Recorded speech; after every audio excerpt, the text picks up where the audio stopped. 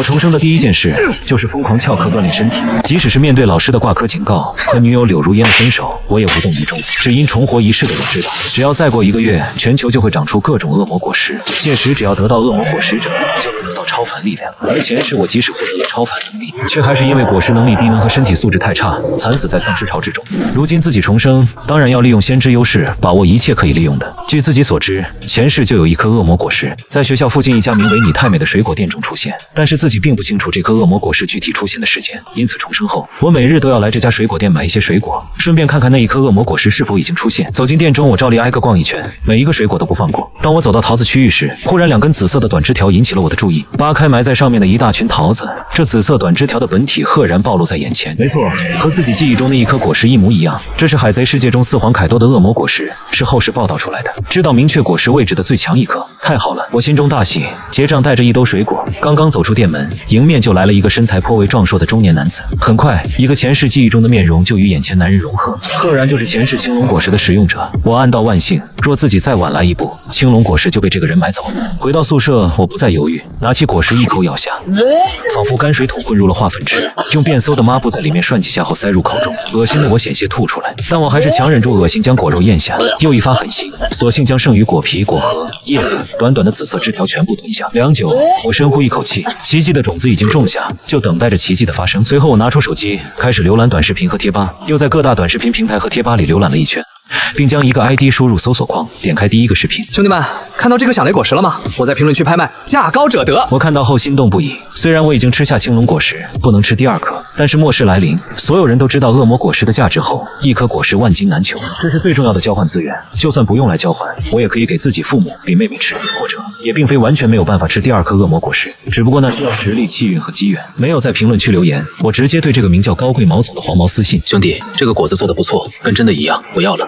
想必你也知道，评论区那些人都是起哄，要什么价你直接开，合理的话我立刻买。兄弟，这可是真的恶魔果实，我要个100万不过分吧？真的你怎么不吃？如果您诚心想卖，就给个正常价格，不然我就把你拉黑了。那10万，一口价1000，你这个品相的手办，这个价格已经到顶了。还以为能多坑点钱呢，但1000也还行，足够潇洒一阵子。行，你给钱，我给你寄过去。你也不是商家，如果我给了钱，你不给货咋办？给个地址，我去找你当面交易。黄毛也不在乎，当面就当面，他还能抢我是咋地？地址到手后，我一路疾驰，2个半小时便来到了黄毛所说县城车站。你是买恶魔果实那人？给个付款码吧，我看一眼果实真假，就扫码付账。先交钱，再交货。咋地？还怕我赖账？这里可是你的地盘。黄毛一想也对，自己在这一片混混界中也算小有名气，这个人敢不给钱，他一个电话就能叫来一群好兄弟。我接过他手中袋子，将里面的果实掏出来，心跳不自觉地加快。这颗绝对是真的恶魔果实，我立刻扫码1000给黄毛，带上果实继续返回自己的学校。若非这小县城不通火车，我直接就在这里上车回家了。返回的路上，我打开手机刷短视频，忽然一条视频引起了我的注意。近日有许多病人忽然昏迷，并且也有不少人身上出现奇怪的斑点。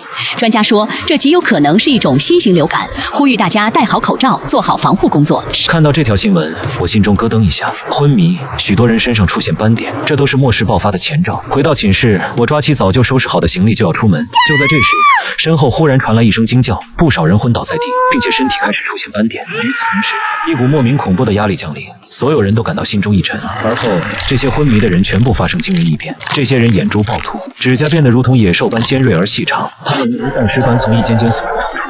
无数学生哭爹喊娘的朝外面跑去，而我也在这一刻感到一股来自于血脉深处的力量觉醒。那股力量狂暴而强大，是之前吃下的恶魔果实的力量。青龙之力于身体中浮现，我仰头嘶吼，发出一声嘹亮的龙吟，皮肤上出现青色龙鳞，头顶出现龙角，双手双脚化作龙爪，我整个人开始龙化。这一幕一顿时将楼道里的同学们惊得不轻，以为我也和那些丧尸一样成为怪物。变成人兽形态后，我体质大增，力量、防御、速度、恢复能力等都有着极大的提高。恰此时，身后2头的丧尸怒吼着向我咬来，我伸出龙爪，轻易就将两人拍飞了出去。另一个寝室中又有一头丧尸，我直接张口喷出一道热息，灼热的火焰瞬间将眼前丧尸吞没。但这一口热息后，我顿觉体力下降许多。恶魔果实的能力依靠体力，哪怕以后有了霸气，其实消耗的也是体力。第一审死期间就是一个断体的阶段。我不是凯多那种鬼族，更没有凯多怪物般的体质，因此就算得到青龙果实，我所能发挥出来的威力也远不及凯多。我从背包里掏出了一根棒球棍，这根棒球棍是我特别定制的加厚加重版，很适合爆头丧尸。我抡起棒球棍，上面缠绕着丝丝电流。青龙果实能够操纵风、火、电3种自然元素，虽然其威力不如自然气，但用来加强攻击力也已经足够。我在楼道中大杀四方，很快就引起了其他同学的注意。也正是因为有我一直击杀丧尸，也给了那些同学喘息之机。我缠绕着电流的棒球棍当真如雷鸣八卦一般，丧尸在我面前基本是一棒子一个秒杀。但他并未沉浸在杀戮的快感中，而是一边战斗一边快速向楼下冲去。现在当务之急有2件事，一件事想办法回家，这一事不能让父母和妹妹再受到欺负了；另一件事就是用最快速度杀够100个丧尸，因为只要单人杀掉100个丧尸，神赐会开启，届时我就能从中用分子化修行法，加速自己实力的提升。青龙可以飞，但以我现在的体力，绝对坚持不到飞回家。一路上，我抡起铁棒，如同一尊青龙战神所向披靡，身后聚集了一大群学生，想要跟在我身后离开楼道。但他们不知道的是，末日中已经没有安全的地方，躲在宿舍里关上门，反倒可以多活一段时间。冲出楼道之后，我眼睛眯了起来，楼下的情况简直令人头皮发麻。这个学校曾经是一座乱葬岗，校园传闻这里阴煞之气浓郁，居民楼盖在这里导致许多人生病。后来还是一个风水大师建议盖一座学校，用青年人至刚至阳的血气消磨此地阴煞。现在这些已经变成枯骨的尸体，在丧尸病毒的感染下，尽数从地下钻出，袭击看到的每一个活人。谁来救救我？校园里大乱，每个人都在疯狂逃命，他们慌不择路，互相冲撞。但我不管他们，认准校门方向大踏步。沿途的丧尸也好，骷髅也好，全都放肆大爆。终于，在我杀到校门口时，身体忽然凝滞不动。不仅是我，所有人包括丧尸都停在了原地，就如同整个世界被按下时间暂停键一般。第一神赐，恶魔果实降临，神赐空间开启。而后，我只觉眼前一黑，在醒来时便已身处一个奇异的空间。这里没有空间，没有时间，只有一大一小2个光屏。大光屏上有神赐商店4个大字，小光屏上则有个人面板4字。这些东西我在上一世中早已熟知，那是未知存在赐下的机缘，可以通过积分兑换相应物品，有功法、战绩、装备、药剂等。以你为第一个猎杀丧尸达到100积分者，将获得神赐奖励；又以你在末世降临的10分钟内达到100积分，神赐奖励评级提升，你可从以下3个奖励中任选其一。我愕然，这是我上一世未曾经历的内容。奖励1：完美果实，使你当前青龙果实达到完美状态，完全消除青龙果实副作用。副作用消除后，不仅可以无视海楼石和海水克制，还能再吃1颗恶魔果实而不会身体爆炸。奖励2：霸气天才，无需积分兑换，无需修行，直接觉醒3色霸气，且就算自己不主动修炼，3色霸气也将自动缓慢成长。若主动修炼，那么你的3色霸气修炼速度将提升1倍。奖励3：斩尸神器，你可获得一把自定义类型的武器，该武器为无上大快刀级别，并且该武器对丧尸造成的伤害翻倍。果实、霸气、武器3选1。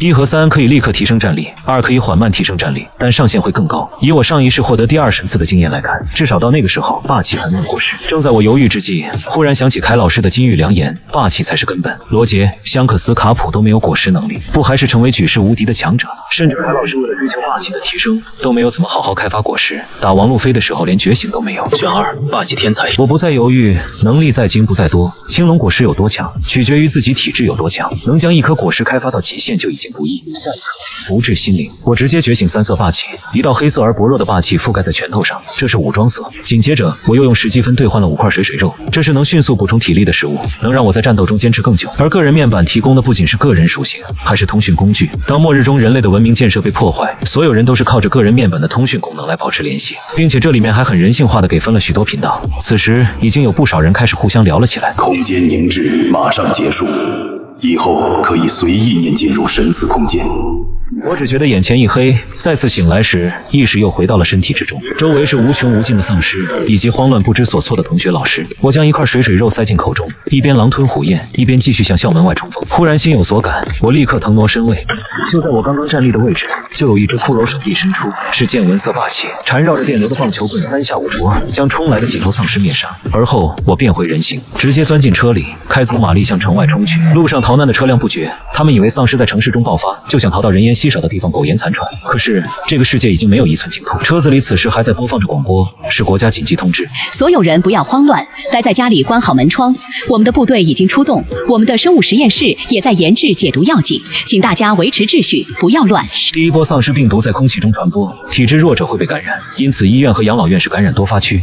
当末日降临后，丧尸病毒的主要传播方式就是依靠撕咬、血液传播。在这种情况下，拥有最好体质的部队军人被感染的几率极低，所以在末日来临时，军队还能发挥出一定的功效。可是我知道这并不能持久，军队若想快速肃清丧尸，就要使用枪械等热武器，但是如此一来就无法得到积分，没有积分就不能变强。当丧尸不断变强，并最终无惧常规热武器时，军队就越发乏力，社会秩序崩溃。现在唯一的生机是全民戒备，与丧尸搏斗。这是一场优胜劣汰的生存竞赛。车子急速行驶，哪怕前方有丧尸拦路，我也选择蛮横地冲撞过去。忽然手机铃声响起，电话一接通，就传来妹妹焦急而惊恐的声音：“哥，你在哪儿？外面好多丧尸，太可怕了。”我没事，你怎么样？爸妈还好吗？妈听你的，提前请假并把我接回家了。爸还在医院，他说将办公室锁了，暂时没事。哥，你可真神，要不是你硬让妈请假，我们现在可能已经死外面了。熬夜这1个月一直都很疑惑，哥哥每天都买大量生活物资往家里送，他们问也不说，也不知道他这么多钱到底是哪儿来的。我自己当然没钱，1个月时间也不够挣钱，但既然末日即将来临，我还有什么好怕的？把所有平台都借了一遍，若非没法向父母解释，我恐怕连房子都要抵押出去。但是有神赐空间的存在，其实也没必要储存太多物资，这些只是为了应急之用。正聊着呢，前面一辆豪车为了躲避忽然扑来的丧尸而侧翻，直接引发了一场连环车祸，不少车辆纷纷撞上，并车毁人亡。我早就预料到这一幕，此刻要停车已经来不及。我伸手抓住背包和棒球棍，直接换到新的姿态，撞破车顶向天上飞去。燕云托举着身体，青龙扶摇直上，神奇的一幕惊呆了路上所有人，这让本就激烈的车祸更加庞大。没工夫理会下方嘈杂的车祸现场，我钻进云层，朝着自己方向直线飞去，偶尔从背包中掏出一块水肉补充体力。我现在并不能飞太久。终于在所有水肉全部耗尽时，我也从空中降落，并重新变回人形态。大致扫了眼周围，并没有看到丧尸，我赶紧进入神赐空间，再次兑换5块水肉，并全部塞入背包之中。现在的背包里只有这5块水肉以及1颗响雷果实。吃下1块水肉，我没有再次腾飞。水肉虽然可以补充体力，但若是持续依靠其恢复，那么体力的消耗就会越来越快，且精神的疲惫无法被补充。打开地图看了看，我现在需要找到一条公路，并劫一辆车。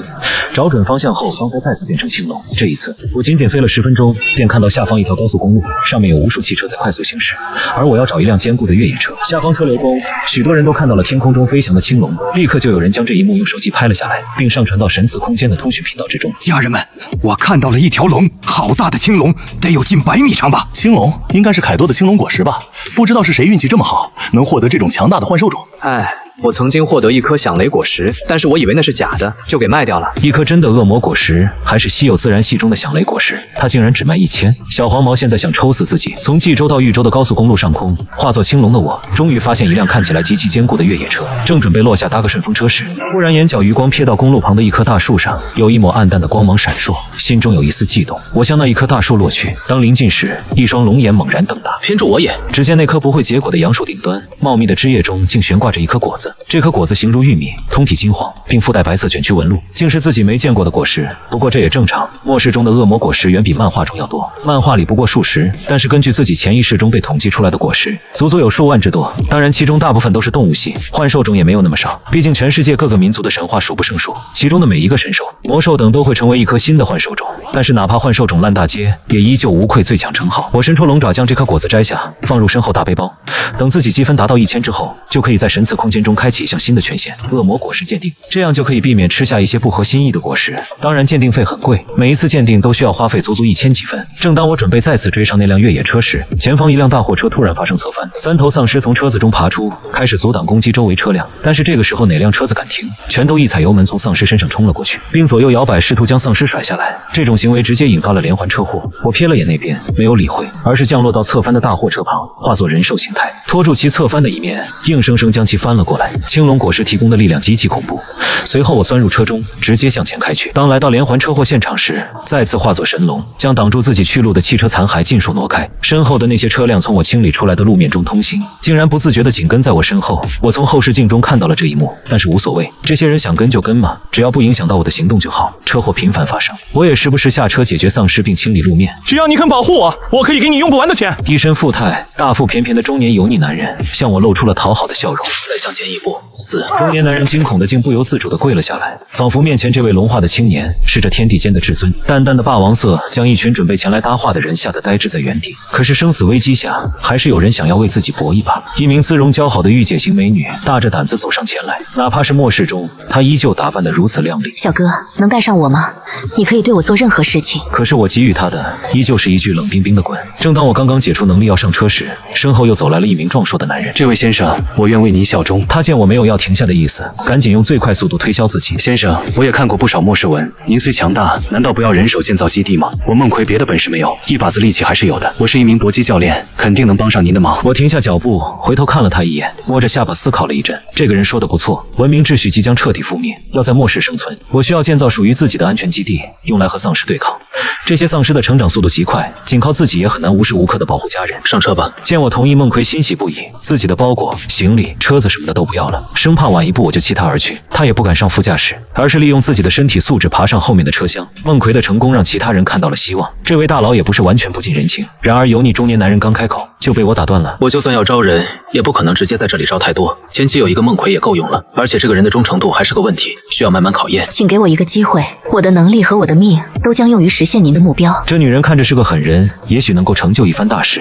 我深深地看了女人一眼，上车。女人大喜，没有我的同意，她也不敢进副驾驶，而是不顾形象的努力爬上后车厢。我注视着这一幕，暗暗点头。这女人未必只是个花瓶，而后方其他人也想如这两人一样。可是我霸王色再次一震，众人皆惊倒在地。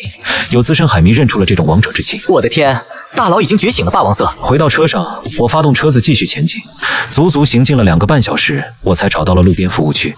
只不过这里已经被丧尸所占据，路过的行人本想进入这里补充燃油和食物，但是看到盘踞在这里的大批丧尸，不得不放弃这个想法。但我就没有这个顾虑了。大货车刚刚停在这里，一群丧尸就围了过来。驾驶室他们进不去，就试图爬上车厢攻击孟奎和那美女。两人恐惧地缩在车厢中，不敢露头。我开门直接进入人兽形态，手中棒球棍随手便将爬车的几头丧尸砸死。而后方一直跟着自己的车队也来到了这片服务区。他们本想等我清理掉丧尸后补充一些物资，然而他们的出现瞬间吸引大批丧尸朝着他们扑了过去。无奈之下，这些车队只好离开，而我一棒一个，很快杀掉了所有丧尸，只留了一只丧尸给孟奎练手。孟奎不愧是搏击教练，力量、速度、战斗的反应等都很不错。当我加完油后，他也成功将这头丧尸击杀。补充完物资之后，我才询问起旗袍美女的名字。虽然这女人看起来细胳膊细腿的没什么用，但自从上了自己的车后，一直表现得不错。丧尸爬车她也没有大喊大叫，这让她在我心中的评分又高了一些。我叫柳夕瑶。女人见我终于问她的名字，连忙回答：坐副驾驶吧，不用爬车厢了。我的话语让柳夕瑶惊喜，这说明这位年轻人认可了自己。是，主人。他的称呼再次令我感到惊愕，他甚至不问自己的名字，而是直接尊称为主人，放得下面子和身段，这样的人才能在末世中更好的活下去。很快我们就出发了，路上我再次接到妹妹熬月的电话。哥，你在哪儿？爸被困在医院办公室里，我听说医院里的丧尸是最多的，爸也没有食物和水，我好怕他出事。熬月的声音带有哭腔，旁边还有母亲的声音。小新，你们学校怎么样了？你保护好自己，爸妈会想办法救你的。妈，你们别担心，我获得了凯老师的青龙果实哟，比自然系还强大。哥，视频里的青龙是你吗？他好帅呀！说起恶魔果实，熬月立刻不怕了。我们兄妹俩在电话里足足聊了1个钟头。挂断电话后，我又给父亲打了过去，告诉他自己现在是能力者，很快就能回去救他，让他躲好，不要冒险冲出去。此时坐在办公室中，焦躁而无可奈何的敖康这才放下心来，嘱咐了句小心后，就静静等待儿子的救援。当我开着大货车进入汴城时，已是深夜。此刻的街道上满是漫无目的游荡的丧尸。寂静的夜，大货车轰隆隆的声音是那么刺耳，还在惊恐中久久不能入睡的人们纷纷打开窗户查看外面的情况。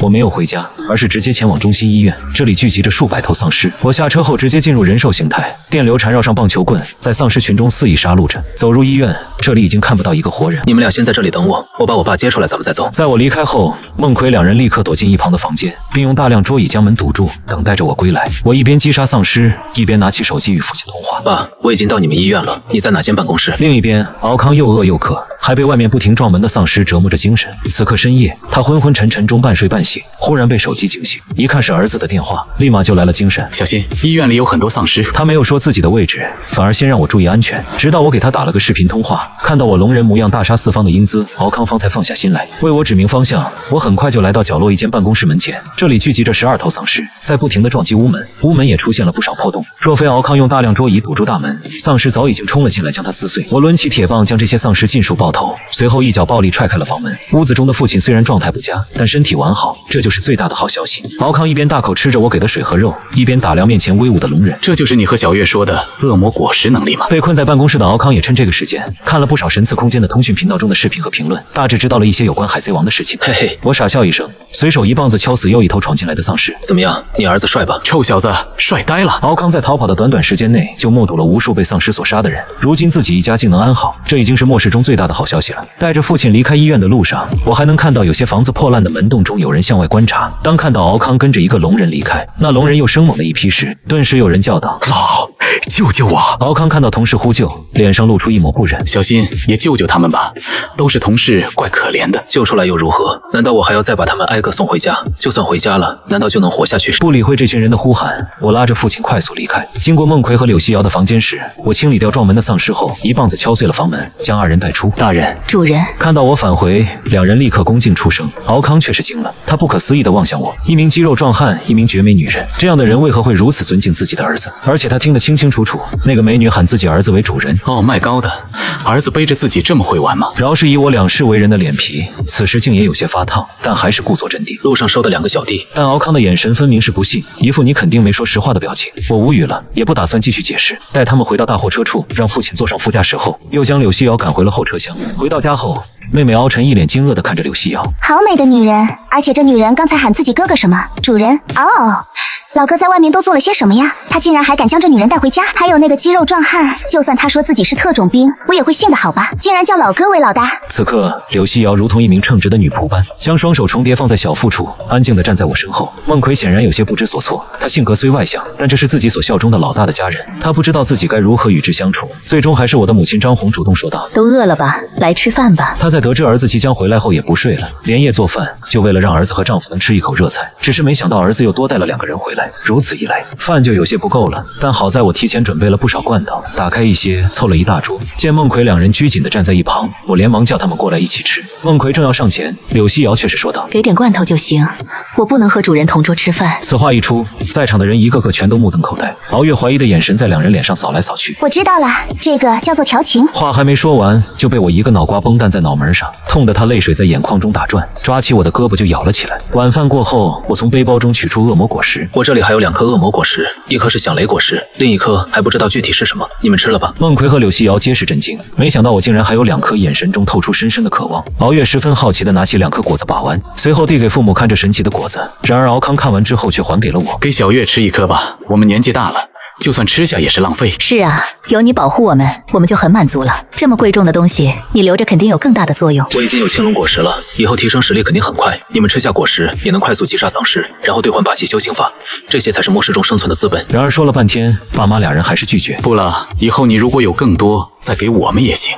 现在我们吃这东西太浪费了。我满脸无奈，转身看向敖月，你选一个吧。敖月早就眼巴巴地看了半天，见终于轮到自己，立刻兴奋了起来。他举着2颗果实，左看看右看看。响雷果实的名声很大，若是吃这颗，自然是最稳妥的。另一颗连名字都不知道，若只是普通种动物系，就亏大了。但是想了半天，他还是把响雷果实还给我。我吃这个吧。你居然不吃响雷？自然系元素化的能力在前期可是无敌的，而且谁知道那个会是什么能力？神赐空间中一罐化魔药剂，能够消除恶魔果实副作用，并让人再吃1颗果实。哥，你现在这么强，肯定能得到化魔药剂。这颗响雷果实很适合你，我吃这颗就好。也行吧，我先鉴定一下，如果能力不错的话，你再吃。鉴定果实鉴定是积分达到1000后才能开启的权限。敖月现在积分为0，当然不知道。我从学校杀回家，又在中心医院门口大杀特杀，杀掉的丧尸已经超过1000，正好能开启一次鉴定。但敖月在听说要1000积分鉴定后，立刻就反对了起来。不行不行，1000积分太贵了。说完，他也不等我反驳，直接抓起这颗若黄金玉米般的果实，一口塞进口中，咕噜一声就吞了下去。我一看，顿时大惊，没想到敖月会直接吃下去。若这颗果子很弱，后悔都没地方去。但是敖月已经吞下一块果肉，木已成舟。我也只能祈祷这颗果子能力够强。在场的众人全都紧紧盯着吞下果子的敖月，时刻关注着他的变化。敖月自己也很紧张地感受体内那股神奇的能量。很快，这股能量覆盖全身，他的身体开始出现异变，而后整个身体迅速缩小，变成一只巴掌大、白毛金纹小老鼠，是动物系。众人立刻明白这颗果实的类别。别，但是这只小老鼠看起来很不凡，极有可能并非普通种。哥，你们好大！是什么类别？普通种、古代种还是幻兽种？是幻兽种哟。听到幻兽种3字，我顿时大喜，看来妹妹没有赌亏。幻兽种都有特殊的能力，你的能力是什么？你看。说着，敖月身体向下一钻，竟然直接遁入楼层之间的夹层，并且地面没有任何凸起或破坏，就仿佛小老鼠直接与地面融为一体一般。很快，小老鼠从我身后钻了出来，并化作人兽形态。本小姐郑重向大家介绍我的恶魔果实能力。本小姐的果实名为动物系鼠属果实，幻兽种，多宝鼠形态，共有3个能力。其一，为穿越一切土石类障碍，比如遁地、穿墙等，对我而言就像经过一层水幕一般。第二，我拥有一处独立的藏宝空间，可以储存没有生命的物品。说着，敖月将墙角一个拖把拿起来，向自己胸口中塞去。众人瞪大了双眼，看那又长又粗的东西进入他胸口之中，完全消失不见，竟然是随身空间。母亲张红更是将头探到女儿怀里，还伸手进去摸了摸，不见了。而后敖月又伸手进胸口之中，将又长又粗的拖把掏了出来。你这个空间有多大？我最关注这个关键问题。据我所知，第一神赐期间并没有任何储物装备，至于以后是否会有，我并不清楚。但敖月的这个能力，若是空间足够大的话，可以携带很多东西而不怕丢失。现在只有实力方面，但随着果实的开发，这个空间会慢慢变大。还没完呢，我还有一个能力。我更惊讶了，遁地、穿墙加上随身空间已经堪称神技，他竟然还有其他能力。第3个能力是寻宝，我可以感应到宝物的气息，并根据气息锁定其方位。现在我的感应范围能够笼罩半个变城。卧槽！闻言我差点爆出粗口。遁地、空间加寻宝，我突然感觉自己的青龙都不那么香了。但是想想青龙的能力也很多，首先是同时拥有操控风火雷3种自然元素的能力，其次抓着燕云拥有飞行的能力，最后是远比其他动物系更强的力量、防御、速度、恢复能力的加成。两相比较，青龙更擅长战斗，而多宝鼠则侧重于战斗之外的辅助能力。敖月声音突然有些沮丧，但也有缺点。和其他动物系不同，我进入兽形态后，力量和防御几乎为0，完全没有战斗力；而进入人兽形态后，我也几乎没有得到力量和防御的加成，与我普通人时一模一样。但我的速度很快，我估计在速度上的加成至少是其他动物系幻兽种的2倍。说到最后，敖月还是很自豪的。这的确不是一颗擅长战斗的恶魔果实，但其作用甚至比青龙还大。寻宝在这个时期什么才算宝？几乎不用想，就只有恶魔果实这一个答案。当然，也并非完全如此。今后会有秘境开启，敖月的这个能力也能让我们在秘境中获得更多好处。对了，这颗响雷果实放你藏宝空间里，只有这里才安全。看完了敖月果实能力后，我把响雷果实交给了他，并将自己的积分给他们每个人转了30，让他们兑换3色霸气的修行方法。就算没有果实，只要霸气练到极致，同样能成为强者。甚至就算有果实，若霸气不行，也会被末世逐渐淘汰。随后，我又从神赐空间中为他们每人兑换1柄普通军刀，接着便带着大家从家中走出。楼下依旧是数之不尽、不停游荡的丧尸。我化作龙人，一棒子打倒一头丧尸，使其失去行动能力。爸，你用这柄刀把它解决了。敖康有些犹豫，虽然对方是丧尸，但生前曾为人类，他有些下不去手。哥，让我来，我给爸做个示范。说完，他拔出手中长刀，一刀便将这头丧尸斩杀。一股刺鼻的气味散开，敖康皱了皱眉头，但他作为医生，倒也不觉得害怕。我再次如法炮制，制服一头丧尸。这次柳细瑶主动将解决掉。经过2个少女的示范，敖康终于能亲自动手。然后是母亲张红，也解决掉一头丧尸。至于孟奎，他是能够独自解决一头丧尸的存在。身为搏击教练，他的战斗能力也比自己家人强很多。如今他们已经拥有霸气修行法，而武装色的修行靠的便是极致的锻体和无限的战斗。在战斗中熬练体魄是变强的根本。爸，你们先在家附近锻炼，我去远处清理丧尸。与丧尸战斗，除了修炼体魄外，就是获取积分。这是末世中的货币，不仅可以从神赐空间中兑换物品，还可以用来与其他人进行交易。原先的金钱系统已经崩溃。哥，我跟你一起去。敖月见我要离开，赶紧抱住我的胳膊央求。闻言，我眉头一皱，不行，家附近的丧尸我会清理掉一批，你们累了也能回家休息，跟我去远处太危险了，而且你的果实战斗能力也不强。我感觉西南方向有宝物，我可以带你去寻宝。宝物，敖月的话令我一惊。现在的宝物除了恶魔果实还能有什么？行吧，你跟紧我，别自己乱跑。接着，我对孟奎吩咐了一句，便带着敖月向西南方向而去。2人皆为人兽形态，多宝鼠的速度让我大吃一惊。凭借速度和神乎其神的遁地能力，那些丧尸根本摸不到敖月的衣角。虽然敖月自己攻击力不咋地，但也能用游斗的方式将丧尸收拾掉。当我又一棒子敲死一头丧尸时，敖月也成功将一头丧尸斩首，但是频繁使用能力将他累得气喘吁吁，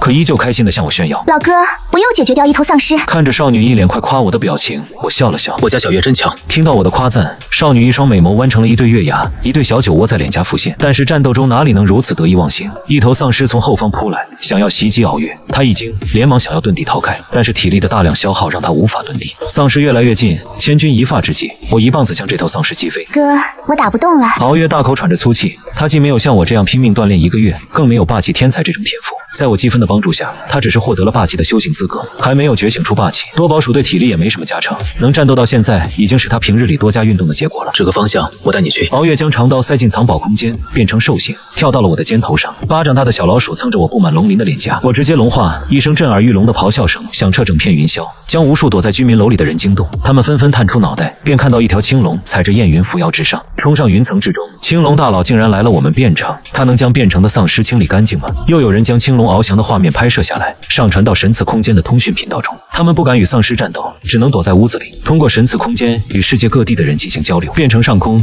我根据敖月所指的方向，很快就来到他所言有宝的地方。在那片树林里，化身多宝鼠的敖月使劲嗅着小鼻子，距离宝物越近，他的感受就越强烈。我从空中降落，落在地上之后，重新化作人兽形态。二人迅速向树林之中奔去，这里人烟不多，丧尸也很少，只有零零散散3-2只丧尸，被我轻易解决。快住手！忽然，敖月惊叫了起来。一棵大松树下，一名长相猥琐的汉子正手捧一颗红色心形果实。此刻他的心情激动无比，从城中跑出来，本想躲在无人的郊外，谁知在这片树林中找到了这颗恶魔果实。他不是海米，不认识这是什么果实，但从神次空间的论坛上，他知道无论什么都是至宝。哈哈哈！这泼天的富贵要轮到我王德发身上了。说着，张开满嘴黄牙的嘴就要咬下。我与敖月皆是面色一变，来不及了。随后，我与敖月连忙跑过去，看到灰烬中的恶魔果实安然无恙，赶忙将其拿起。经历了一次末日的我，早已没有所谓慈悲。敖月倒是有些心里过意不去，这和他一直以来接受的教育不符。末世里只论丛林法则，强大便是道理。若我没有这样的实力，获得恶魔果实被强者发现，也是与这个人一样的下场。敖月轻轻点头，虽然末世才第2天，但是从神次空间的论坛中，他也看到了人性的丑恶。妹妹虽然明白这个道理，但心中还是有些难受，紧紧地抱住我的胳膊，和我一起看着这颗果实。红色心形果实上面有黑色卷曲纹路，两人作为资深海米，认得这颗果实，这是海贼世界中最贵的果实，和尼卡果实一样，价值50亿贝利。这是手术果实，前世中获得手术果实的人是一方极有名的强者，但这个猥琐男人和自己印象中那名强者却无一分相似。想来这个猥琐男吃下果实后没多久就死了，然后手术果实又重新刷新在了世界其他地方，并被真正的强者吃下。末世中的恶魔果实和漫画里一样，只要能力者死亡，果实就会重新随机刷新，因此后期也有体术强者去猎杀弱小的能力者，试图自己获得刷新的果实，但成功率极低，因为刷新地点无人可以预测。哥，手术果实可以给爸，他肯定会喜欢这颗果实。敖星立刻就想到了手术果实最好的归宿，父亲敖康是一名外科医生，他定然会对其感兴趣的。宝物到手，我再次化作青龙，让敖月坐在自己背上，快速返回家中。而父母的体力不足，已经回家里休息了。柳熙瑶正殷勤地服侍着二人，让他们颇感不适。孟奎则依旧独自在楼下战斗，他知道仅仅投靠我还不够，今后要想得到重用，自己也必须有足够的实力。楼下此刻也有不少人在尝试击杀丧尸，毕竟神次空间的兑换商品实在太吸引人。可是纵然最便宜的3色霸气修行法，每一个都需要10积分，也就是要击杀足足10头丧尸。他们拿出菜刀、铁铲、木棍等家中能用的一切武器，试图与丧尸搏斗。但是丧尸的力量、速度、防御皆远超他们，不时便有人被丧尸袭击，或者被抓到后感染成为新的丧尸。孟奎看到我回来，立刻向我汇报了我离开后的情况。辛苦了，累的话就回去休息吧。我很满意孟奎的表现，这种吃苦拼命的精神是在末世活下去的保障。不，我还要继续战斗。由我赠送积分购买3色霸气修行法后，虽然依旧没有觉醒出霸气，但孟奎明显能感觉到自己的每一次战斗都能让体质有些微提升。他是搏击教练，身体的状态几乎开发到极致，他已经很久没有这种实力提升的快感，因此他格外珍惜我赐予他的这个机会。若没有我，他虽然自信可以斩杀10头丧尸，但估计至少也要5天之后。行吧，量力而行，别太勉强自己。随后我带着敖月上楼，一进门就看到柳熙瑶正为母亲张红捏腿。二老的体质虽然不错，毕竟年龄大了，经过这么激烈的战斗，身体酸痛无比。柳熙瑶的手法虽然不正规，但有人按一按还是舒服许多。主人，看到我进门，柳熙瑶立刻乖巧地喊声主人。这女孩的确懂事，我觉得自己的眼光不错。孟奎和柳熙瑶这2人都有培养的价值。进屋后，敖月立刻松开我的胳膊，跳到父亲身边。爸，我们给你带了一个好东西。说着，他炫耀似的从胸口拿出手术果实，放在敖康眼前。超人系的手术果实哟，爸，你是医生，肯定会喜欢他的能力的。当看到手术果实出现的那一刻，柳熙瑶的心都颤抖了一下，但她立刻稳定心神，继续卖力地为张红捏腿，只是心中巨震，越发庆幸自己的选择。敖康倒是没怎么激动，毕竟他没看过海贼王，从女儿手中接过手术果实，好奇地打量着她。手术果实吃了之后能做手术吗？他从果实名字上理所当然的如此推断。但是我会会做手术呀，难道能让我做得更加精细？敖月立刻为他解释，手术果实可以制造一个空间罩，在这里面你可以切断任何东西，并且可以在这里瞬移。敖月解释的有些乱七八糟，见父亲还是不太了解，他又找到手术果实的视频，把罗的能力一个一个展示给父亲看。敖康越发惊讶，恶魔果实果然神奇，只是爸年纪大了，这颗果实还是你们兄妹留着吧。你和妈实力强了，我也能安心做自己的事情，不然我还要一直牵挂着家里。我故意这么说，敖康听到后果然被说服了。作为父母，他们不愿成为子女的拖累。随着老爸一口咬下，难吃的味道在口腔中弥漫开来。敖月见他皱眉，连忙解释，恶魔果实都很难吃，千万别吐，不要嚼，直接咽下去，只吃一口就行。快，感受体内恶魔果实的力量，看能不能使用出来。敖康照做，顺着体内力量的指引，他轻轻抬手一按，一个透明的罩子就出现在身边。看了眼不远处的拖把，心念一动，他便与拖把调换了个位置。见状，我和敖月都很开心。再试试切断万物的能力。敖康将放在旁边砍丧尸的军刀拔出，对着桌子砍了下去，桌子顿时如同纸糊的一般被砍成两半。爸，砍我试试。敖月兴奋地跳到父亲面前，让他把自己砍断。敖康无语了，虽然已经听女儿讲过手术果实的能力，但听到要被砍的要求，还是觉得怪怪的。不好吧，爸的操作还不太流畅，万一伤到你了。敖月不听，可无论他如何央求，敖康都不愿意砍他。我觉得我们应该去其他地方试试，找到更多恶魔果实，咱们就能称霸变城啦。敖月的提议让我心动，妹妹说的没错，她有这个能力。若是只在变城发展，实在太过浪费。现在很多恶魔果实还没有被发现，或者有能力者死后，他的果实刷新还未被其他人获取。自己若趁着这个时机，利用敖月的果实天赋收集更多恶魔果实，不仅能提升家人的实力，更是一笔价值极高的资源。未来，当人们熟悉这个崩坏的世界，并在末日中站稳脚跟后，各大势力也将纷纷出现。我虽然强大，但还没有横推全世界的实力。这些果实就可以用来交易，获得自己最需要的东西，或者用来笼络强者，使其成为自己的手下。但是家人的安危，我始终放心不下。父亲看出我的担忧，小星不用担心，现在爸也有了恶魔果实能力，还有柳姑娘和孟小哥的帮忙，我们没问题的。爸会保护好你妈的。你爸说的对，你们放心去做自己要做的事情，有你帮我们的这些，我们已经可以在末世里生存了。主人放心，我们会照顾好咱爸妈的。我还挺感动，自己收的这2人不错。那就将我爸妈交给你们了，我再给你们一人转400积分，让你们实力更快提升。既然妹妹提议一起被通过了，那么就要尽快实行。而后我又通过神赐空间消耗10积分建立了一个交流群，并将父母、妹妹、孟奎、柳希瑶几人都拉入进来。如此一来，我纵然离开，也能随时和家人交流，了解他们的情况。忙完这一切后，我就带着敖月离开家中，坐上停在门口的大货车，向城外而去。去哪儿？方向的问题交给你了。你是多宝鼠，就算感应不到宝藏，你的直觉应该也是有用的。到西面的省城去吧，那里人口多，城市大，可能出现恶魔果实的概率也会更大一些。遵从多宝鼠的直觉，我开车向城西开去。路上我们时不时的下车大战一场，体力耗尽后便返回货车，一边赶路一边休息。但大货车终究不太方便，敖星觉得还是需要一辆越野车。进入省城后，我们依旧沿着向西的直线前进。这里的丧尸果然比变城要多100倍，并且有军队在这里有组织的清剿丧尸，枪炮齐鸣，将大批丧尸击退。但是除非核心部位被炸没，不然他们依旧有行动能力。而我的这辆大卡车也被军方拦截了下来。前方军事行动，此地进行。那个方向有连夜搭建的避难所，周围是我们军队驻扎，绝对安全，还有定时提供的食物和水。谢谢，国家的确在尽力阻止这场灾难，可惜这场灾难不是凭人类文明可以对抗的。我并未按照战士指示的方向去避难所，而是将车调转方向后选择绕过这里。好言难劝该死的鬼，现在我们也无力去管这么多事。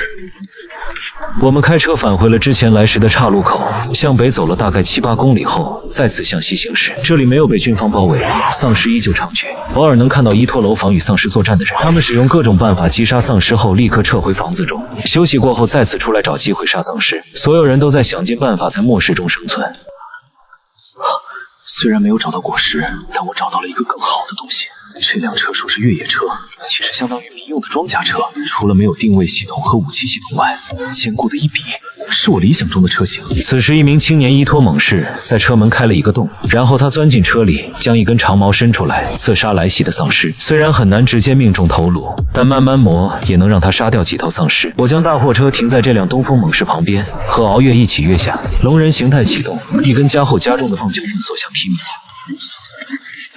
这根棒子很好用，哪怕我已经有积分去换取一柄快刀，也依旧使用这根棒子。躲在车里的青年看到身边突然有一辆大货车停下，心中咯噔了一下。我靠！青龙大佬，青龙大佬也要抢劫我吗？正当他胡思乱想时，我已经清理完这里所有丧尸，并对着车窗玻璃敲了敲。装甲车里的青年小心翼翼地打开车门，他知道若是这位青龙大佬想的话，能够轻易破坏他的车子，所以还是老老实实的配合更好。一辆货车，半车厢的柴油，我要你的这辆车。不是抢劫，一辆货和柴油换我的往事，虽然亏，但比预想的好太多。反正换车后货车就开不走了，不如直接拿来交易。至于柴油，我也带不完。这不是傻子，很快就明白了我的目的，这是想空手套白狼啊！大佬，我什么都不要，求您带上我，车子我送您。经过了近2天的末日生存，他已经深深明白末日的可怕。此时有大腿不抱，更待何时？我顿时无语了，这货脸皮真厚。我还有事，不能带你。这样吧，30积分足够你兑换3色霸气修行法了。大佬，带上我呗！我学习过荒野求生，我能做多事情。他是末日狂热爱好者，还特意定制了这台加厚民用装甲车，并准备了全套野外求生设备。你看这车，我定制的，还有那些装备，我准备的，我真的能做很多事情。我还有事，带你是不可能的，但我可以帮你清理掉别墅里的丧尸。有30积分兑换霸气修行法，你也能自己慢慢变强。有点气馁，但是能够兑换霸气修行法也是不错。我和敖月带着这青年走入他的别墅中，将他失化的家人和爱犬全部击杀。好好修炼霸气，你也能成为末日强者。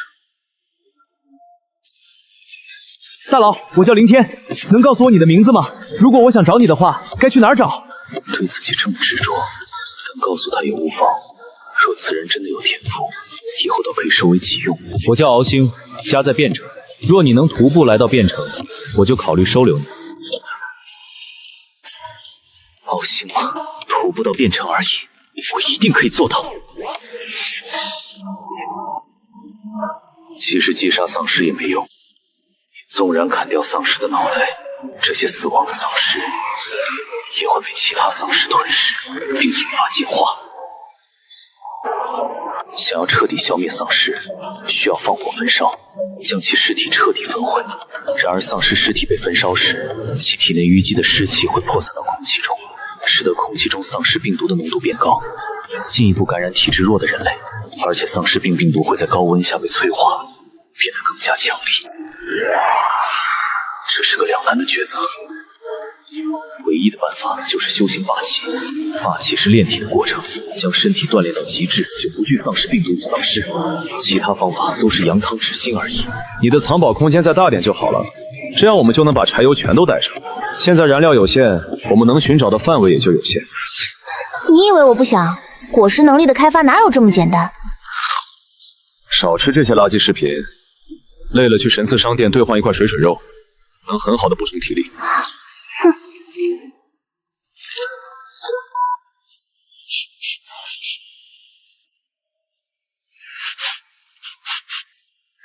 在西南方向，感觉有宝物。闻言，我精神一振，听到有宝物，我立刻兴奋了起来，也不再下车击杀丧尸，而是尽量绕开，全速朝着敖月指的方向而去。当我们终于来到目的地附近时，却发现事情并不简单。这里是一个工厂，并且外面被安装了铁丝网，许多小型机器和废弃桌椅被堆在门口抵挡丧尸入侵。障碍后面有人用工厂中的工具改装了一些长柄刀，用来击杀试图破坏障碍物的丧尸。工厂内还有不少人在四处走动，查漏补缺，以防丧尸爬进来。若发现有丧尸攀爬铁丝网，立刻就有人拿着如同长矛一般焊接着尖锐利刃的长棍将丧尸捅下去。这里俨然已经成为了一个初级安全基地，能做到这一步，证明这里的组织者很不简单。你在车里等我，外面丧尸有些多，并不适合你修炼。哥哥，你要小心。这小子不要命了，等着看他被撕碎吧。哦，天哪，我看错了吗？这小子好强！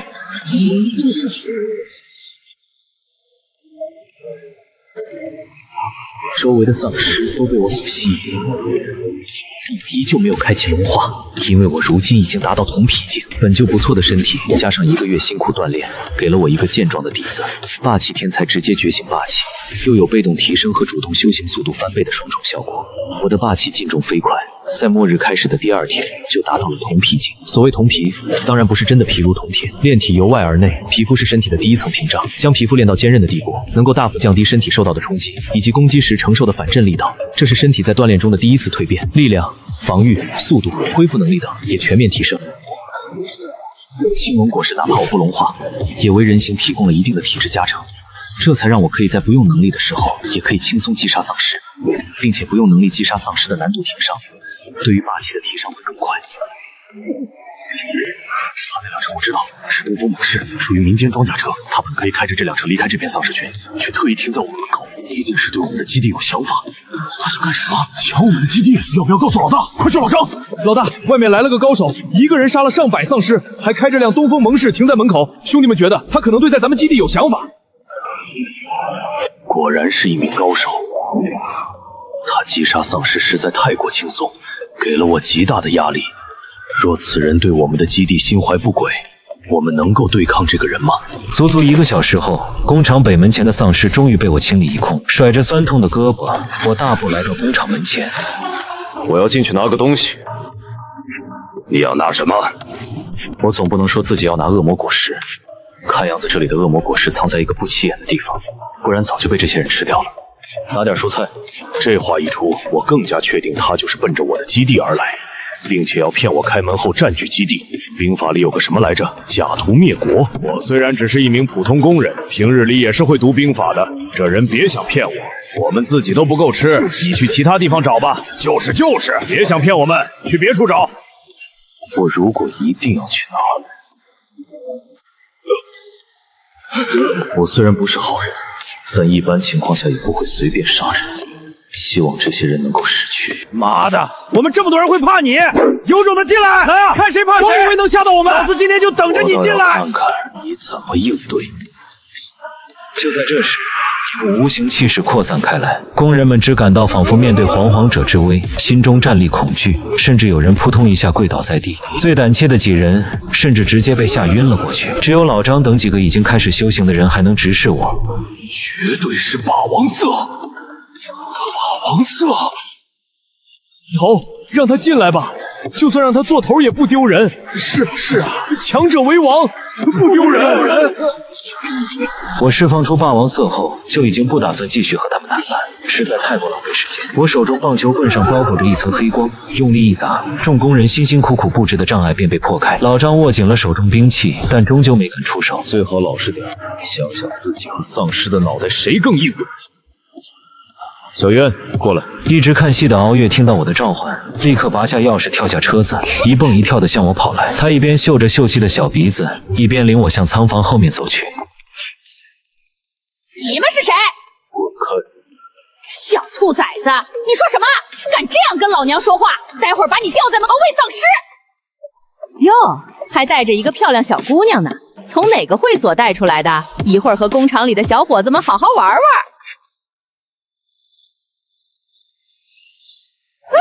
秀妍！杀人了！老子跟你拼了！兄弟们，一起上！我们的女人受到欺辱，不能放过这个恶人。骂自己我未必会如何，但骂自己的家人，我绝对会让对方付出血的代价。小渊，很多时候人心的险恶比丧尸怪物更加可怕。如今的你已经敢于击杀丧尸，但是你敢杀人吗？秩序已经崩溃，有人欺你辱你，你就要给他血的教训。想要在末世中生存下来，就要收起不必要的慈悲。人不犯我，我不犯人；人若犯我，虽远必诛。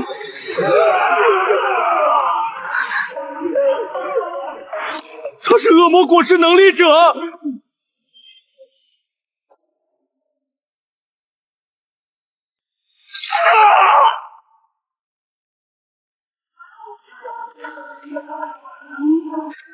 对不起，不要杀我，求求你放过我们，我们什么没做。小月，末世规则，斩草除根。既然仇恨已经种下，那就永绝后患。哥，骂你的人已经死了，他们是无辜的，就放了他们吧。小玉，这就是末世，一点矛盾就会引发冲突，但凡冲突，总要以一方死伤为结束。上一世我曾经以为杀掉和自己有矛盾的人就够了，我以为自己足够冷血，却还是因那一颗圣母而丧命。这一世我宁可被骂作恶魔，也绝不会再有一丝心思手软。来到熬月感应中的地方，这里是工厂食堂储存食物的仓库。我一棒子暴力将其破开，找到了被挤压在下方一个水果筐中的恶魔果实，依旧是自己不认识的种类。但是刚走到工厂门口，就看到自己的车子已经被人开走了。虽然熬月将钥匙拔了下来，但民间总有开锁的高手能够做到。我直接化作青龙，驮着熬月上天，很快就看到了自己的车子。青龙俯冲而下，一个撞击就将车撞飞。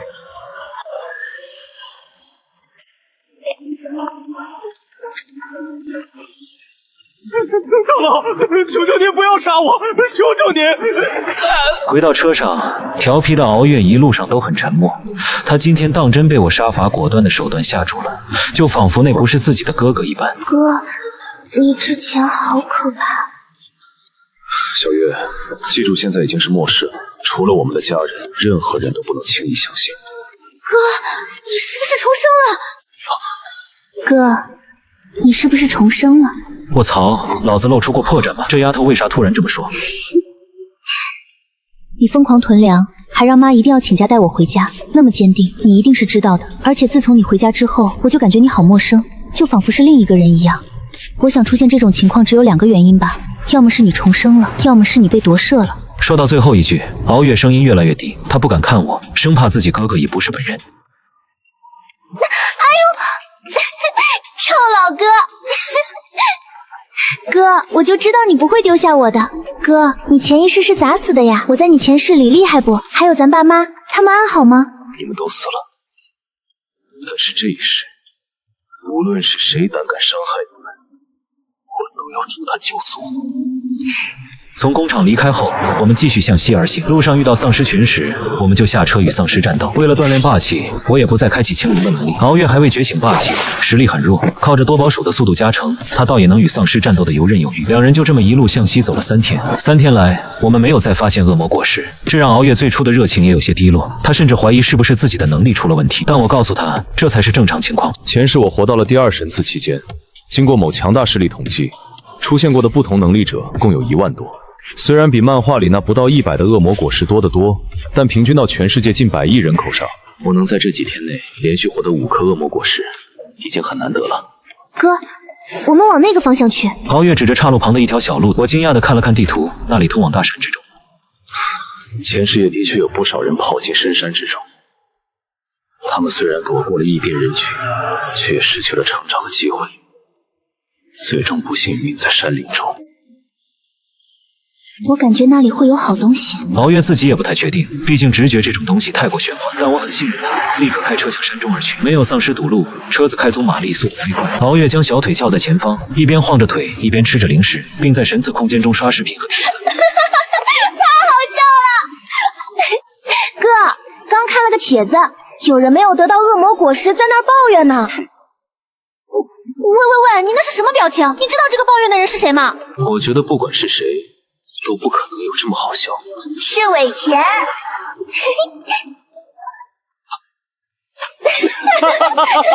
尾田老贼估计要被气炸了吧？你不知道这个帖子现在在神次空间中被传疯了，还有人想让尾田传授霸气技巧呢。结果尾田表示，我就是个破画的，懂个屁的霸气。想想前世里，好像尾田的确没闯出什么名声。纵然神赐用的他笔下世界，却也已经和原作者没什么关系。眼看着天色渐黑，我打算将车子停在路边休息一夜。刚刚拐过一个山角，忽然看到前方有些亮光。有光就代表有人，但末世里他人最惜不得。我虽然残暴，却不至于对无辜之人下手。末世里人心难测，贸然借宿太危险，还是在外谨慎休息为好。我将车子停在路边，借着点那里的亮光，便打算就在此处过夜。熬月从车厢后取出一套野营设备，将一个大帐篷就地铺开。末世虽然危险，但在我的细心照料下，熬月倒也不害怕，反而有种刺激感。哥，怎么了？是狮吼。狮吼是什么？狮吼就是丧尸的怒吼。可是你何曾听到丧尸吼叫？丧尸的身体腐朽，声带也腐烂，因此他们无法出声。但是随着丧尸进化，他们的机体就会逐渐修复，并渐渐拥有基本的肉体功能，比如说话。但若想发声，至少也得是1星丧尸。1星？刚刚尸变的丧尸只是5等级的丧尸而已，除了力量大一些，骨头硬一些，并不难对付。就算是普通人，也有机会将其击杀。当他们吞噬血肉，将身体修补完成，到此时，他们的速度更快，也能使出人类般的搏击动作。这时候，他们就是一星丧尸，也被称为肉尸。想要对付肉尸，至少也得达到铜皮境。这里已经不安全了，你回车上，我去前面看看。若只是肉尸还好，若是2星的僵尸，我们就危险了。我现在也不过是铜皮境而已，想要对付僵尸，就需要达到铁骨境。但现在末世开启不过5、6天而已，丧尸不应该进化这么快啊！将敖月送到装甲车里，我龙化后提着铁棒向吼声发出的地方而去。当我走近之后，方才发现这个发出亮光的地方是一座破旧的道观——雷祖观。藏于山野，如此破旧，肯定不是被世俗商业包装的道观，这里才会有真正的道士。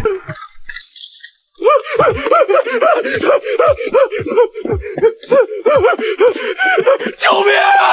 救命啊！救命啊！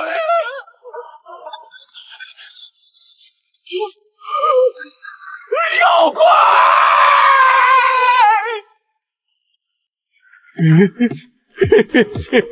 我一脑门黑线，这么大个光头，心理素质这么弱。我抬脚正要迈入道观，便见道观主殿那破旧的墙壁轰然倒塌，一名肌肤漆黑、身穿道袍的老者正发狂地扑在人身上撕咬，地上散落着几具遇害者的尸体，场面十分惨烈。老道士听到声响，回头看了过来。我与他眼神对上的那一刻，心中暗道不好，不是肉尸，是僵尸。老道士哪怕进食的时候，也将肢体伸得笔直，一双干枯的手上长满了尖锐的利爪，口中是4颗尖牙，赫然便是僵尸的特征。僵尸是肉尸进一步进化时，用大量丧尸病毒强化肉体，结果导致病毒淤积于体内被消化前的状态。淤积的病毒导致丧尸身体僵硬，但也造就了一身铜皮铁骨，极难击杀。好在其致命之处依旧在头颅，只要将脑袋砍掉或者砸碎，依旧能令其死亡。干，这么人迹罕至的地方，哪有那么多病毒给他进化？那僵尸老道已经将手中啃了一半的尸体丢了出去，一跃而起向我扑来。僵尸身体虽然僵硬，但这一跃之下，竟然已经来到我的面前。我连忙举起棒球棍抵挡，僵尸一口咬下，棒球棍上赫然出现了4个深深的牙印。我对着僵尸的脸猛地喷出一口热气，却也只是将他的毛发和衣服烧掉，皮肉虽有些焦黑，却并无大碍。僵尸老道怒吼一声，挥舞利爪再次扑来。雷鸣八卦！虽然不会霸占，但缠绕着电流的棒球棍当真有几分雷鸣八卦的意识。伴随着一声巨响，而后是轻微骨裂声传来。这头僵尸的颅骨坚硬如同钢铁，这根定制加厚加重的棒球棍竟然直接断开，而取得的战绩也仅仅是将其头骨敲出了一丝裂缝罢了。僵尸老道再次发出散发着腥臭的尖牙向我薄情咬来。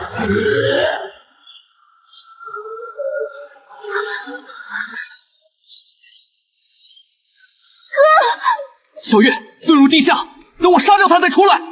本以为只是肉尸，谁知竟是2星的僵尸。这种僵尸一身怪力，铜皮铁骨，人类文明的装甲车已经不能防御他。敖月也知自己帮不上忙，连忙化作多宝鼠，迅速遁入地下。此时我有些气喘，连续2次使用热吸以及雷电的大力输出，让我体力消耗得很快。而且刚才那一棒也震得我体内血气翻涌。僵尸老道又是一跃，迅速拉近与我的距离，10根枯黑的手指如同利爪，径直向我刺来。我大吼一声，一双龙爪抓住僵尸手腕，二者开始决力。虽然丧尸达到了2星，理论上需要人类铁骨境才能与之抗衡，但我靠着青龙强化的肉体，一时间竟与僵尸对峙了起来。双方决力，僵尸再次探头一咬，我心中一狠，将头颅低下，用头顶龙角去顶僵尸脑门。龙角颇为尖锐，狠狠戳中他的眼眶。僵尸吃痛怒吼，头部受创严重。若是寻常生物遭此一击，必然已经毙命。可僵尸没有痛觉，他头颅后仰，将脑袋从龙角上拔出，紧接着发出一声怒吼，双臂竟然微微弯曲。我眼角一跳，僵尸之所以肢体僵硬，是因为丧尸病毒在肉体中淤积所致。等其完全融合吸收这些丧尸病毒后，会再次恢复肢体的柔韧性。现在这头丧尸的2臂微微弯曲，说明它正在加速丧尸病毒的吸收和融合，不能再这么僵持下去了。我发出一声怒吼，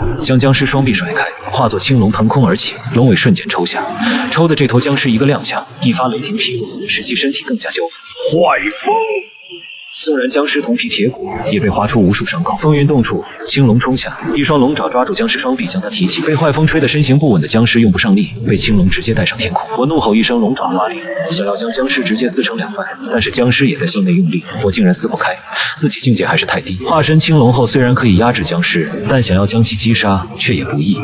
而且就这片刻功夫，我竟然已有力竭之感。如果只是用龙形飞翔，我还能多坚持一会儿。战斗的话，并不能持续太久。我再次冲上云霄，将笼罩中的僵尸用力立向下方，伴随着轰的一声巨响，僵尸的身体正撞上道观主殿中供奉的那尊高大神像之上。但泥塑的神像又如何抵挡僵尸坚硬的躯体，直接被砸成了无数碎块。僵尸重重摔在地上，身体被撞得伤痕累累，却依旧没有倒下。我也随之落下地面，重新化作人形，大口喘着粗气。这是我第一次用出青龙形态全力战斗，的确很强，但对于现在的自己来说，还是太勉强了。凯多的强，是因为他本就是能够一人灭国的存在，青龙果实只是锦上添花，而我完全依赖青龙果实，发挥出的实力自然天差地别。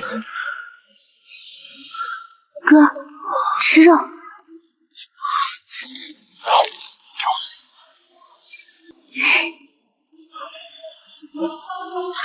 我的体力有所恢复，而僵尸老道也已经翻身而起。我再次化作人兽形态，将武装色覆盖在龙爪上，与僵尸周旋。有武装色和龙鳞的双重防护，可以有效避免丧尸病毒的入侵。但是这么打下去，还是要被拖死。我需要一柄武器。又是一次对碰后，我快速退开。但是这时候进入神赐空间兑换武器已经来不及了。熬夜又没有足够的积分。正当我思索对策时，眼角余光忽然看到神像破碎的泥块旁掉落了一根铁棍。我猛然想起，这里是雷祖关，这根竹节状铁棍正是道观中所供奉雷祖神像手中那根钢鞭。这玩意儿至少比棒球棍结实吧。我扑向那里，将地上竹节钢鞭捡起。由于神像高大，这根钢鞭也更加粗长。寻常鞭锏类武器长度通常不会超过80公分，而这根足有1.2米，鞭身也更粗壮，手感更加沉重。以自己如今的力量用起来，确实刚好。我刚将这根竹节钢鞭捡起，僵尸老道便已经重新扑来。他的躯体已经破烂，但攻势却依旧迅猛。我用尽自己最后的体力，释放出最狂暴的电流，雷电与武装色尽数缠绕在这根竹节钢鞭之上，朝着僵尸老道的脑门悍然砸落。巨大的反震力道震得我掌心如临碎裂，但僵尸老道的头颅也在这一鞭之下被砸成粉碎。打出这全力一击后，我脱离了人兽形态，再也握不住沉重的竹节钢鞭，将其丢在地上，只感到浑身上下都是酸痛无力。地下的熬月听到战斗声停止，小心翼翼地从远处现身。当看到瘫坐在地上喘息的我时，连忙跑过来为我送上水肉和淡水。稍微休息之后，我俩才进入残破的道观之中查看。门口最初见到的光头已经在战斗余波中死去，关中到处是破碎的神像和翻倒的器具，地上躺着几具遇害者的尸体。后殿是老道士曾经生活的地方，在大殿倒塌的时候，也只有这里还依旧完好。这里应该是安全了，今天就在这里休息吧。我将装甲车开到门口，堵住大门，以防他人或者丧尸进入。我搬了个凳子坐在院外，仰头看向夜空，忽然心中一动，心神进入神赐空间内。因你是第一个击杀星级丧尸，将获得1次奖励；又因你于末世开始10天内击杀星级丧尸，奖励品级提升；又因你直接击杀2星丧尸僵尸，奖励品级再次提升。请你于以下3个称号中任选一个。称号，我精神一振，就如同第一次选择的天赋一样，称号也是一种极其稀有而罕见的东西。至少我上一世努力了那么久，也不曾获得过任何称号。称号1：丧尸杀手，对丧尸造成的伤害永久提升1倍。称号2：赏金猎人，击杀丧尸获得的积分永久提升1倍。称号3：神赐会员，成为尊贵的神赐空间会员，你将拥有1次1折兑换机会，并且你在神赐空间中兑换物品都将享受8折优惠。Oh my god，3个称号依旧如此诱人，杀得更快和赚得更多，相比来说还是杀得更快更好一些，因为杀得快了，赚的自然就更多，并且还有挑战更强丧尸的可能。但是这2样都不如称号3：神赐会员，1次1折机会，永久8折权限，2个唯一兑换选项，隐形黑血统因子和消除恶魔果实副作用的化魔药剂都需要1亿积分，1折就可以以1000万积分兑换一个，并且兑换所有东西都是8折。我大可以用这个权限做中间商，大赚积分，根本不用犹豫，直接选择3：神赐会员。随后我查看自己的个人面板，姓名敖星，天赋霸气天才，称号神赐会员，恶魔果实鱼玉果实，青龙形态，境界断体铜皮，装备雷祖鞭尾，积分9655。咦，我忽然发现装备一栏中有东西，雷祖鞭。我看了看身边这根竹节钢鞭，那是雷祖关中供奉雷祖手中之物，可这毕竟只是普通的东西，怎么会被算作装备？还有个尾字，我之前的那根棒球棍帮我杀了那么多丧尸，也没有被当作装备啊。我将竹节鞭放在腿上仔细观摩，这东西为何如此特殊？只见这根钢鞭充满了锈迹，必是已经历无数岁月，曾经或许也受到万人膜拜，共有18节，每一节上还铭刻有自己看不懂的道家符文。我看了许久，依旧看不出它的特别之处，但之前用这东西敲那僵尸老道时的确很顺手，积分也已经将近1万，要不要把小月的那颗果实鉴定一下？我摸着下巴思索，恶魔果实鉴定费1次1000，对于我来说好像也不多，但是也不急，现在也用不着那颗果实，可以等回去之后再说。我选完后再次进入神赐空间，这次我来到通讯频道里自己建的家人群中，先向父母报了个平安，又询问起家里的近况。今天家里还真发生了一件大事，那便是楼上的陈家父子知道自己家有存粮后来借，当时只有老妈和柳西瑶在家，老爸和孟奎在楼下与丧尸战斗。本来自己老妈好心要给他们一些，结果这父子2人看到自己家满屋的生活物资后眼都红了，再加上觊觎柳西瑶的美貌，这2人竟然直接想要杀掉老妈，夺取物资和美人。幸亏柳西瑶存了戒备之心，并且锻炼霸气后，虽然尚未觉醒，体质也得到了极大提升，便在这两人发难时将他们反杀。当时自己老妈给吓了一跳，她虽然也杀过几头丧尸，但杀人还是第一次见。对了，我记得老陈还有个老婆和一个女儿，他们呢？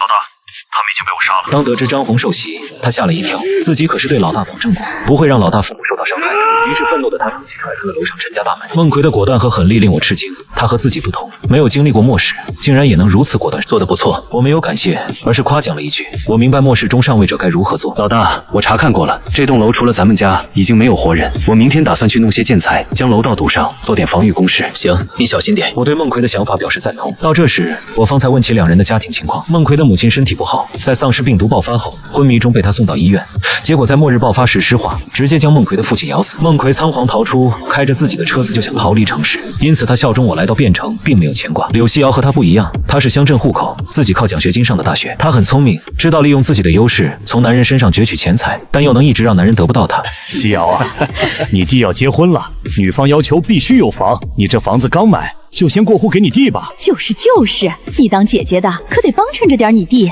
我不愿意。